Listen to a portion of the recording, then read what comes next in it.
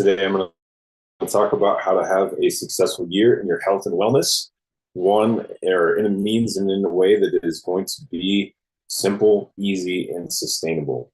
My name is Ryan Sanders, and I am the owner and lead coach of Project Fresh. And every Monday, we do our Monday Lunch Live right here on YouTube and also on our Instagram. And for the last 13 years, solidly going on 14 years now, I've helped people take control of their health, optimize performance, and that can be in work, that can be in anything related to what you need to perform in, and build sustainable habits that stick.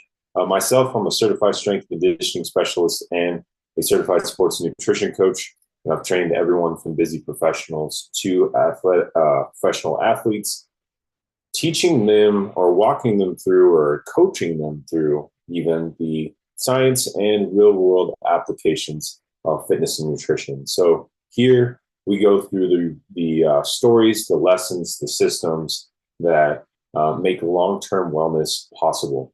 So that being said, this applies in so many different ways. I was actually just having a conversation with someone over the weekend.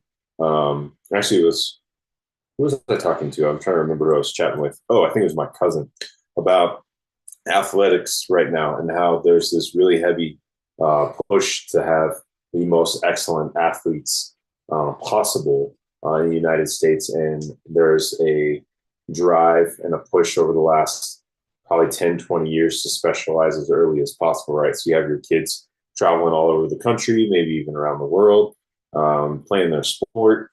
And what we're finding is that by the time they hit 17, 18, 19, getting into college, going to Worlds, going to some of those higher end competitions outside of high school or even club sports, they're burning out, and we're losing a lot of our athletes that would otherwise be competitive on the world stage.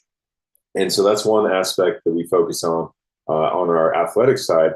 Overall, though, whether you had fitness or not in your high school, college formative years, the thing that we want to teach our kids and especially have ourselves is those fitness and nutrition habits that I was talking about. And the reason why I'm saying all this is it's a good setup for today. What is today? Today's January 5th, nothing special about today specifically. But in the context of our culture, the beginning of the new year is often a time where people double down, set New Year's resolutions, or if they're better understanding, they'll set goals, right? Resolutions are just dreams without timelines.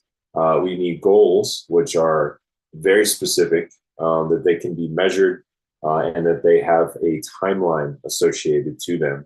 And so you've probably heard of SMART goals, not necessarily going there, but that is what really is a true setup for having your fitness and your health be attainable. And so one thing that I really want to set up here is a couple different things. One, the New Year's resolution we know is set up to fail. Quitter's Day, if you're familiar with that, I talked about this last year. Here we are again. It's crazy to think I was talking about this last time.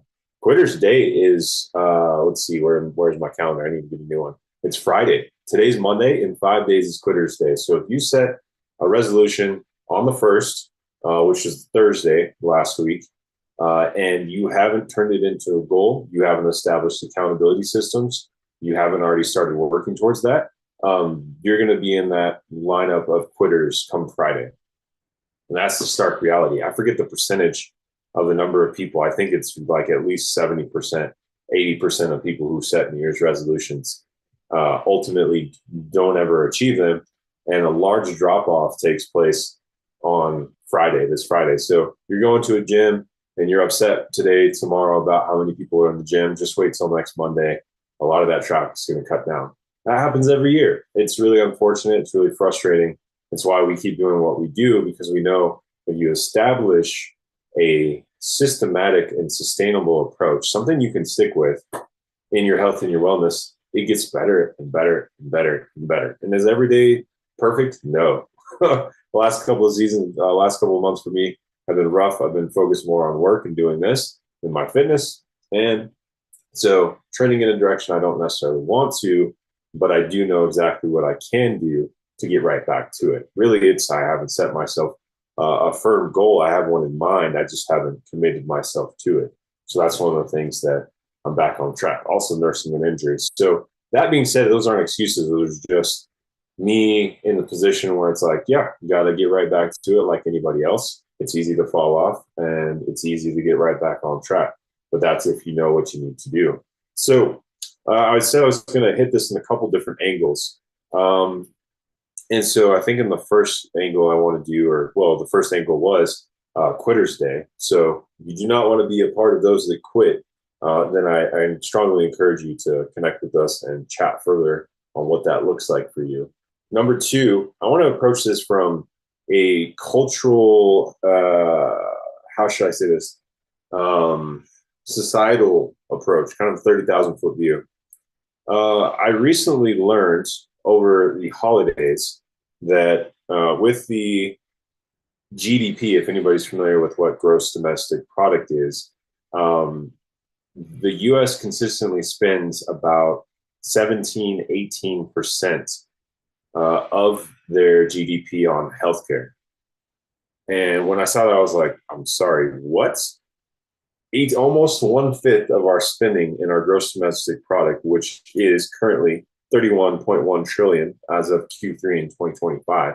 That means we spend about $5.5 trillion to $6 trillion annually on healthcare costs. That's physicians, pharmaceuticals. What were some of the other line items that I saw? So it's physician care, pharmaceuticals, visits, hospital visits, and I think there was one other one.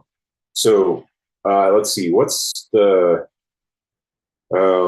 average, or let's see, population of US? Where are we at right now? We're at about 340 million. So 5.5, I'm going to do this really quick because this is wild to me. 550000. There we go. Divided by 340. So this, every single American, do I have that correct? 5.5 trillion. So, I mean, that's be $16 or $16 is spent on average per American. So I guess that's not really a staggering number per se. I have that right as far as my 5.5 trillion. Yeah, perhaps not necessarily staggering, but I think overall, as far as a number, there's obviously going to be a smaller percentage of those individuals that are actually that money's being spent. But if you look at it in the context of our comparison to other countries, we're doing, whoops, not that one, this one. According to the research I put up here, computer's going slow. We are about, global average is about 6.5% of a country's GDP. We are about 10 to 12% higher than other developed nations.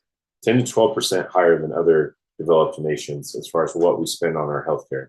So if that tells you anything, Ryan, get to the freaking point. Yeah, absolutely. We spend a lot more on reactive health than other countries. A lot of the things that we suffer from in the United States are preventable, meaning you do not have to deal with cancer, heart disease, cardiopulmonary, type 2, type 3 diabetes. Let's see what else. Accidental injury. If you were eating well, if you were maintaining a body mass that was healthy, not a body mass index, that number needs to be thrown away. That is a terrible number. Your body fat percentage for men, 15 to 25%, women, 18 to 28%, sometimes 30, depending on the scale. If you're in those ideal body fat ranges with lean muscle tissue and exercising, weight training 2 to 3 times a week, emphasizing protein, that alone, walking, and this will be my third point here that I'm leading to.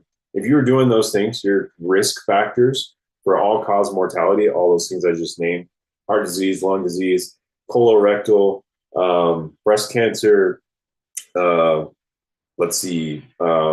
prostate, all the other things, heart disease, all the things that we're having challenges with, the risk factor for those would be, or I should say, are less if you're doing those things. If you are experiencing cancer, strength training, protein emphasis, a good community of support around you, low stress, good sleep, those all reduce the chances of passing away too when fighting cancer. Why do I know these things? Because my father passed away from cancer. Because I look at the data on a regular basis. I listen to the physicians who are studying this and seeing hundreds of clients a year and looking at the numbers both from a recording perspective as well as seeing it anecdotally firsthand in front of them. I stay up with that stuff because it's so important, because I am a part of the force that is addressing the preventative side of health. If you're going to the healthcare system for any of those things, it is actually sick care. You're going there because you are sick and you need care to hopefully feel better. Although there is no guarantee that that's the case because it's a practice, right? So that being said, I just want to share that that's a byproduct of our culture is how much we spend. How much would you like to see 10 to 12% or more back, like other countries get to experience going to other things they're spending? Obviously, that's a metric of how much the government spends, not necessarily does that correlate to what the average American spends. But if we did go ahead and just look that up, average amount Americans spend on healthcare annually. Let's see what pops up. 4.9 trillion in 2023. 14,000 out of pocket, it looks like, is the most recent. That was in 2023. $14,000 a year on average. That's, if you're making 30, 40, 50, $60,000 a year, that's a sizable cost. Out of pocket is $2,400, $2,500. So hospitals, physicians, prescription drugs being about 60% of that spending. So obviously the amount you spend is going to significantly increase with age. So 55, 65 plus is going to spend more than us younger demographics. But I can tell you now, training all the people I have, a vast majority of those individuals being 55 plus, what they do in their 20s, 30s, 40s really determines what their 50s and 60s plus looks like as far as their fitness and their nutrition. And that leads me to the last piece here. Well, Ryan, you've told me that setting resolutions are not going to help me get anywhere, not going to help me achieve my goals. You've told me that if I don't take care of my fitness and my nutrition, the likelihood of me spending more in healthcare is higher risk. Those things are undisputable. That's something you can go and look at online. Okay, so if that's the case, then how do I address this? Well, I'm glad you asked. Here's the thing about fitness, and this is something I posted on my Facebook, I think on the 1st. Did you know that if you walked 5,500 steps a day, that's 5,500 steps a day, from now until June 30th, you will have walked 1 million steps. Now, I'm sure to a lot of people, that's like, wow, that's a lot of steps. 1 million, really? It's actually a little bit over 1 million. But even if you cut that in half and you walked 2,800 steps a day, I'm at 1,300 right now, teaching my 2 sessions. So if I walked another 1,500, I could step out my door. I'm in Denver. We're having temperatures in the 60s and 70s. So who knows if winter is even going to come, but step outside my door. I walk around the neighborhood for about 10 minutes. I'll easily be in 2,800. If I spend another 20 minutes and walk 30, I'll easily be in that 5,500 by the end of the day. So if you can walk those 5,500 steps daily, every day between now and June 30th, and you can emphasize protein for ladies, at least 100 grams of protein a day. For guys, at least 150 grams of protein a day. That's based on the average weights of a man and a woman in the United States, their average weights, which those numbers have increased over the years. That will get you the amount of protein you need to not only sustain building and maintaining lean muscle mass, but also helping you with all the key cellular functions our body needs that protein to operate, to consume, and then operate with. So you do those 2 things between now and June 30th, and let me know how your July 4th holiday is. Happens to be a big one, depending on where you land in the spectrum of patriotism. It may be exciting, it may be not, but 250 years is July 4th for this country. And so if you have big plans for July 4th, whatever that might be, and you'd like to look, feel, and move in a great way on that holiday, that big summer holiday that we have here in the United States. And I know, I forget where, I know that anyone who's watching this in Canada or UK or whatever your summer holidays or bank holidays may be, roughly at that half year mark where summertime is happening. Well, Australia, you're going to be in winter at that point, southern hemisphere. So getting into spring, summer right now. But that being said, if you want to have that experience, not just for the summertime, but for the rest of your life, I would make those daily lifestyle habits so much so that you don't even have to think twice about it. It's just automatic. 2,800 to 5,500 steps a day. And then getting that protein. If you want the bonuses, I can give you the bonuses. Let's talk about it. Drop bonuses in the chat, and I'll share with you what can really accelerate that. It's nothing new, but it is a way to communicate and have a conversation with you if this is engaging, if you're interested in this. But that being said, that's my third point. I'm done. I'm wrapped up here. Hope you guys are having a wonderful start to 2026. I hope you guys had a fantastic holiday, and I'll be right back here, same time, same place, for our Monday Lunch Live here on our YouTube. And I hope you guys are having yourselves a wonderful start to your Monday. All right, we'll see you soon.